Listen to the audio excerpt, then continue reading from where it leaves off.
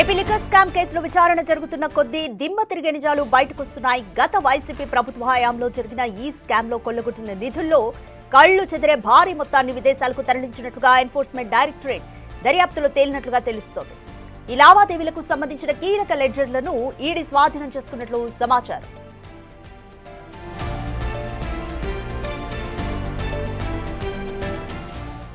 ఈ కేసులో దుబాయ్ పారిపోయిన A9 నిందితుడు తూకేకుల ఈశ్వర్ కిరణ్ కుమార్ రెడ్డి సహా అక్కడే ఉన్న మరికొందరు నిందితులకు మద్య ముడుపుల సొమ్ము చేరినట్లుగా ఈడీ దర్యాప్తులో వెల్లడైందన్న మాట వినిపిస్తోంది. ఇందుకు సంబంధించి డొల్ల కంపెనీల ప్రతినిధులతో వాళ్లు చేసిన వాట్సాప్, టెలిగ్రామ్ చాట్స్ వివరాలు ఈడీకి లభ్యమయ్యాయి. ఏపీలోని పలు ప్రాంతాలతో పాటు హైదరాబాద్, బెంగళూరు, చెన్నై, తంజావూరు, రాయ్పూర్, ఢిల్లీ, సూరత్ సహా మొత్తం 20 ప్రాంతాల్లో ఈడీ ఏకకాలంలో సోదాలు నిర్వహించిన నేపథ్యంలో ముఖ్యమైన ఆధారాలు లభించినట్లుగా చెబుతున్నారు.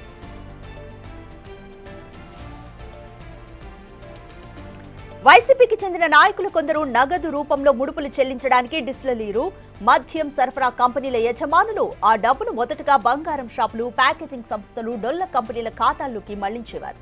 వాటితో ట్రాన్సాక్షన్స్ ను నిర్వహించినట్లు రికార్డుల్లో రాసేవారు. అనంతరం ఆయా సంస్థల నుంచి డ్రా చేసిన నగదును వైసీపీ వాళ్లకు అందజేసేవారు. ఈ పద్ధతిలో డబ్బును బ్లాక్ నుంచి వైట్ గా మార్చుకునే వాళ్ళని గుర్తించారు ఈడీ అధికారులు.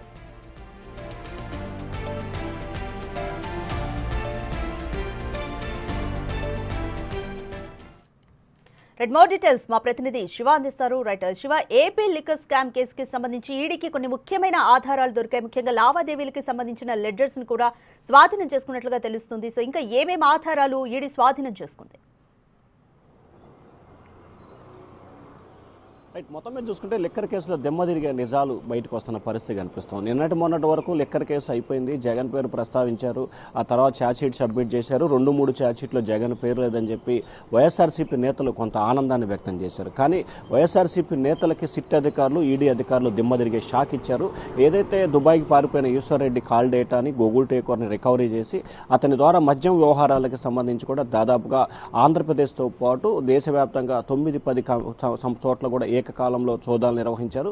ముఖ్యంగా ఆంధ్రప్రదేశ్తో పాటు తమిళనాడు, కర్ణాటక, కేరళ, చెన్నై, హైదరాబాద్ రాష్ట్రాలకు సంబంధించి కూడా భారీ ఎత్తున పెట్టుబడులు పెట్టినట్టు తెలుస్తోంది. దాదాపుగా 175 కోట్ల రూపాయల బంగారం కొనుగోలు చేసినట్టు తెలిసారు. 4,000 కోట్ల రూపాయలకు సంబంధించి మద్యం ముడుపుల వ్యవహారం తెర మీదకి రావడంతో ఈడీ ఎంట్రీ అయింది. ఇటీవల కాలంలోనే Vijayawada CP chit chief Rajasekhar బాబుతో కూడా సమావేశమై పలు కీలకమైన అంశాలని సేకరించారు. ఆయన ఇచ్చిన సమాచారం, డేటాని బేస్ చేసుకుని కూడా ఏకకాలంలో సోదాలని కొనసాగించారు. దిమ్మదిరిగి అంటే ఈడీ అధికారులు ఇప్పటి వరకు చూడని అవి పూర్తి స్థాయి ఆధారాలు, సాక్ష్యాలు లభించిన పరిస్థితి కనిపిస్తోంది. ఈ కేసులో ఇంకా ముందుకు వెళ్లాల్సిన పరిస్థితి కనిపిస్తోంది. ఇప్పటికే ఎంపీ మిథున్ రెడ్డి కస్టడీ తీసుకుని విచారించిన సిట్ అధికారులు ఒకవైపు ఈడీ అధికారుల సోదాలు, మరొక వైపు కస్టడీ, మరొక వైపు విచారణతో కూడా మద్యం కేసుకు సంబంధించి కూడా దేశవ్యాప్తంగా చర్చ కొనసాగే అవకాశం కనిపిస్తోంది. ప్రధానంగా ఈ కేసులకు సంబంధించి ఆరోపణలు ఎదుర్కొంటున్న ఒక్కొక్కరి జాబితాని అరెస్ట్ చేయడం, వారిని రిమాండ్ పంపడం, వారి వద్ద నుంచి డేటా సేకరిస్తున్న పరిస్థితి కనిపిస్తోంది. ముఖ్యంగా మనీ లాండరింగ్ సంబంధించి డొల్ల కంపెనీలు, సూట్ కేసు కంపెనీలు పెట్టి ఎవరు ఊరు పేరు లేని వ్యక్తులు, అలాగే పూడి గుడిసెలు, పెంకుటీలకు సంబంధించిన చిరునామాలు పెట్టి కంపెనీలు సృష్టించినట్లు కూడా ఈడీ గుర్తించింది. వీటన్నిటి కూడా ఒక్కొక్కటిగా స్వయంగా వెళ్లి పరిశీలించి విచారణ చేసి ఈ నిజాలన్నీ కూడా నిగ్గుదీర్చే ప్రయత్నం చేస్తున్నట్టు తెలుస్తోంది. ఇవాళ, రేపు, ఎల్లుండి కూడా ఈడీ అధికారుల సోదాలు నిర్వహించే అవకాశం కనిపిస్తోంది. దాదాపుగా 4,000 కోట్ల రూపాయలకు సంబంధించి మద్యం స్కామ్ డబ్బులు ఎక్కడికి వెళ్ళాయి, అంతిమ లబ్ధిదారుడు ఎవరు అనే దానికి సంబంధించి కూడా ఒకవైపు ఈడీ, మరొక వైపు సిట్ లోతుగా దర్యాప్తు చేస్తా ఉంది. శివ, ట్రాన్సాక్షన్స్ కి సంబంధించి కొందరికి నకిలీ ఇన్వాయిస్లు ఎక్కువగా పంపినట్లుగా కూడా ఈడీ గుర్తించింది. సో ఎవరెవరికి నకిలీ ఇన్వాయిస్లు వెళ్ళినట్లుగా గుర్తించింది, వాళ్ళకి నోటీసులు కూడా ఇచ్చినట్టుగా తెలుస్తుంది. ఇది ఇంకా కొంతమందికి కూడా నోటీసులు ఇచ్చే ఛాన్స్ ఉన్నట్లుగా తెలుస్తుంది. ఎవరెవరికి నోటీసులు ఇచ్చే ఛాన్స్ ఉంది?